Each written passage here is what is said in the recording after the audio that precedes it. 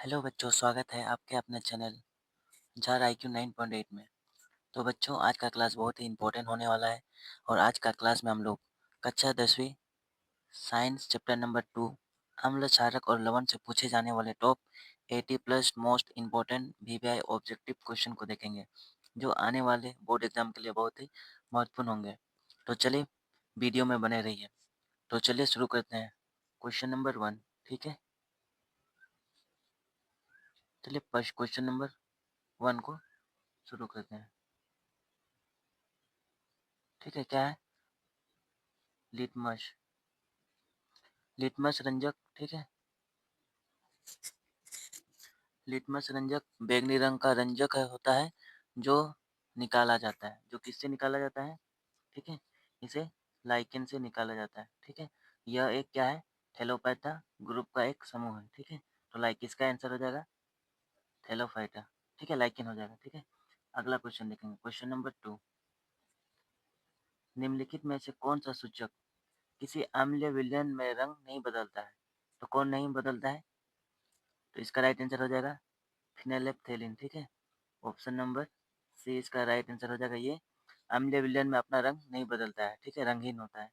तो option number सी इसका correct answer हो जाएगा। Option number C. ठीक है, नेक्स्ट क्वेश्चन देखेंगे। क्वेश्चन नंबर 3, क्या है?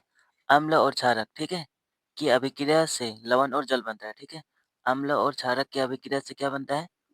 लवण और जल। ठीक है, क्या क्या बनता है?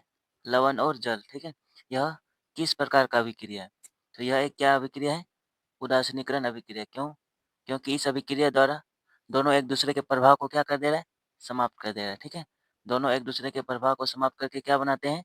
लवण और जल बनाते हैं। लवण और जल बनाते हैं, इसलिए इसे उदासीनीकरण अभिक्रिया कहा जाता है। ठीक है, अगला क्वेश्चन देखेंगे। क्वेश्चन नंबर 4,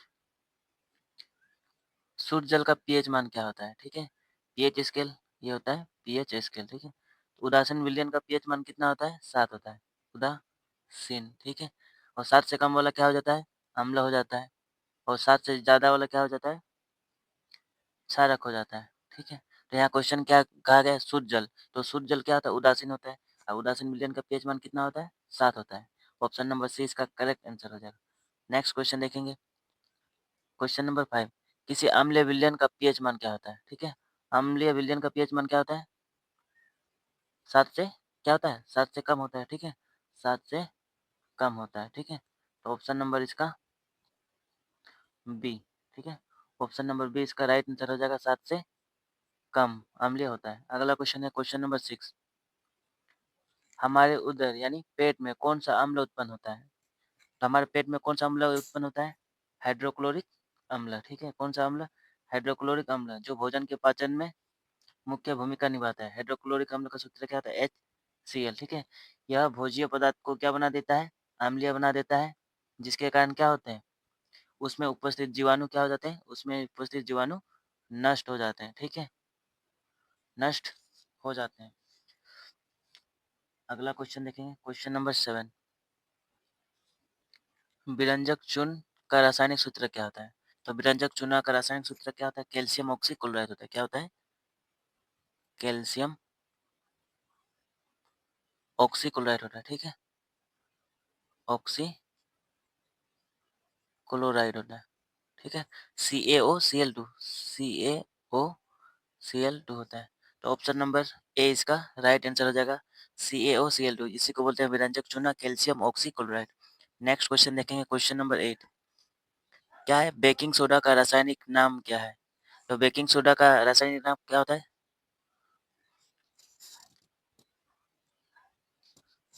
तो इसका रासायनिक नाम होता है सोडियम हाइड्रोजन कार्बोनेट। ठीक है, तो इसका राइट आंसर हो जाएगा CaHCO3। यही होता है बेकिंग सोडा। ठीक है, तो राइट आंसर हो जाएगा ऑप्शन नंबर बी। अगला क्वेश्चन देखेंगे। Question number 9, plaster of Paris का रासायनिक सूत्र बताना है। ठीक है, तो प्लास्टर ऑफ पेरिस किससे बनता है? जिप्सम से मिलके बनता है। किससे मिलके? जिप्सम से मिलके क्या बनता है? Plaster of Paris. ठीक है, प्लास्टर ऑफ पेरिस बनता है। ठीक है। तो जिप्सम क्या होता है, CaSO4, ठीक है, 2H2O। इसको कितना डिग्री पर गर्म करने पर,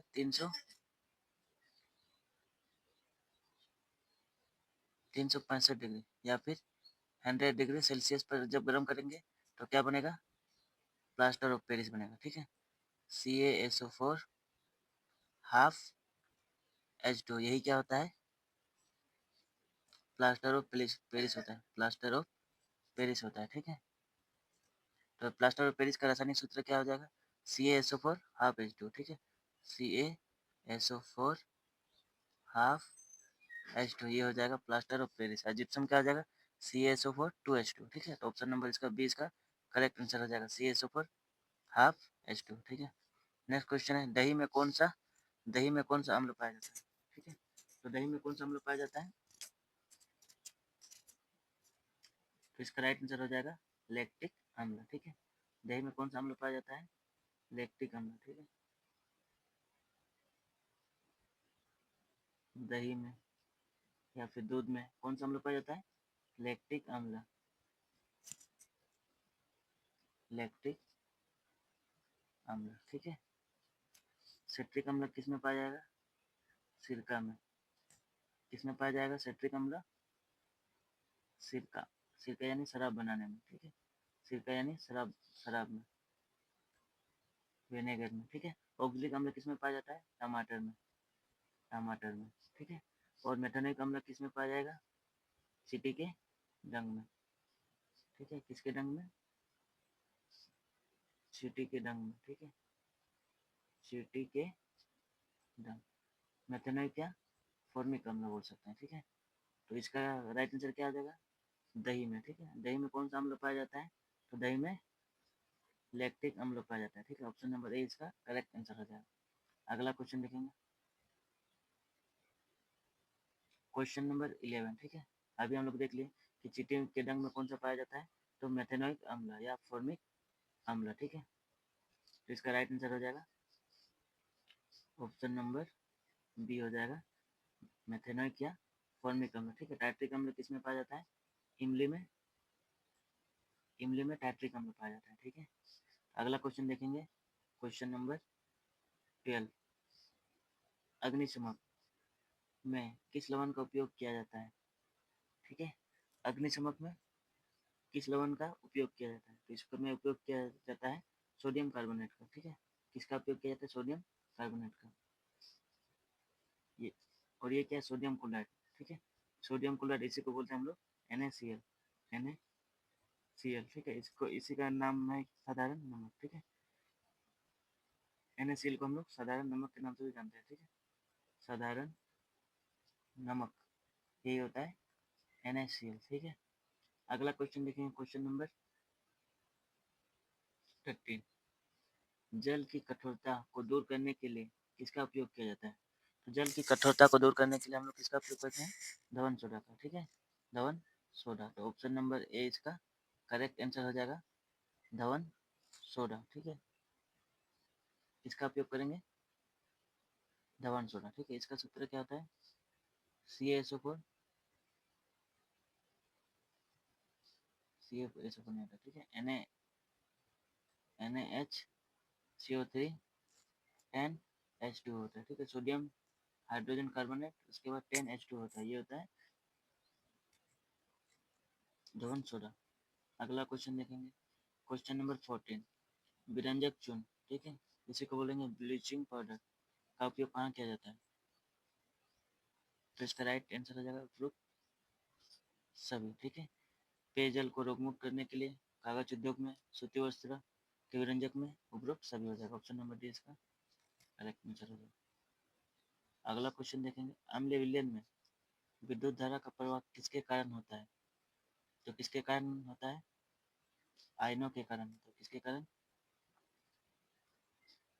आयनों के उपस्थिति के कारण। ठीक है, तो यहाँ पर क्या आयन है, H+ आयन हो जाएगा, तो ऑप्शन नंबर ए इसका करेक्ट आंसर हो जाएगा, H+ आयन। ठीक है,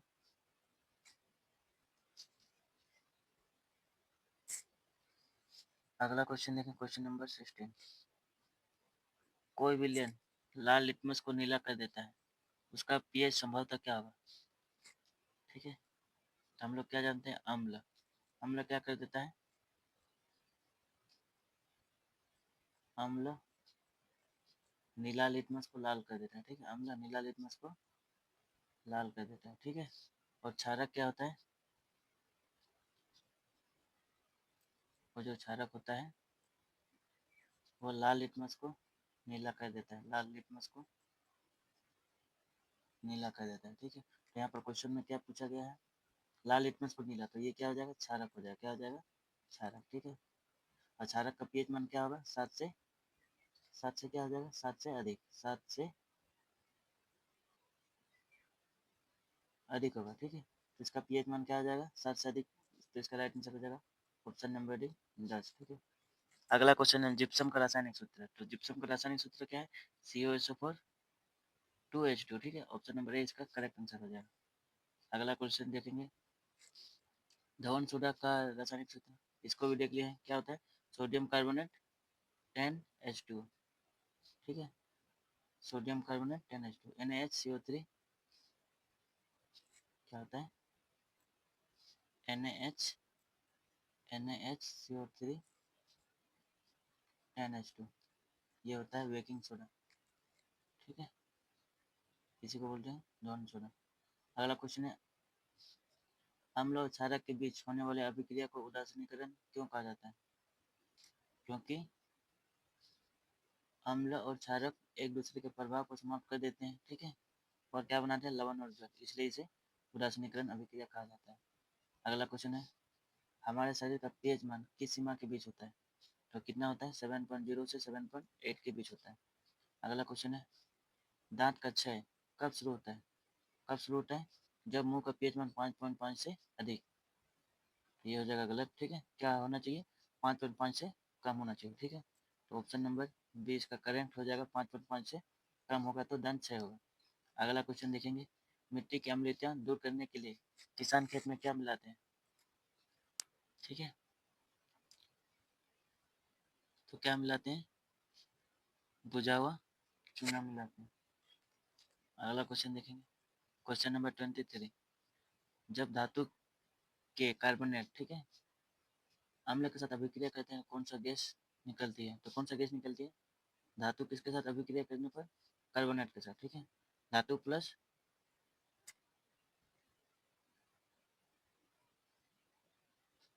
धातु कार्बोनेट प्लस अम्ल, ठीक है। किसके साथ अभिक्रिया हो रहा है, धातु कार्बोनेट प्लस अम्ल, ठीक है।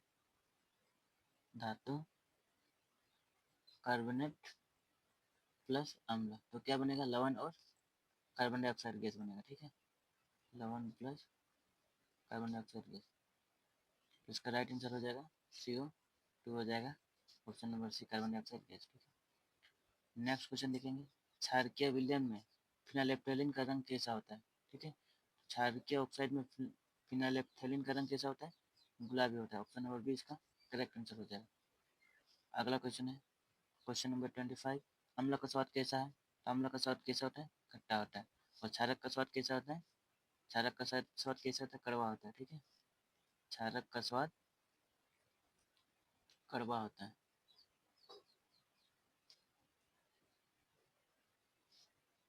ये होता है क्षारक, ठीक है। क्षारक का स्वाद कड़वा होता है और अम्ल का स्वाद क्या होता है, खट्टा होता है, ऑप्शन नंबर सी इसका करेक्ट आंसर हो जाएगा।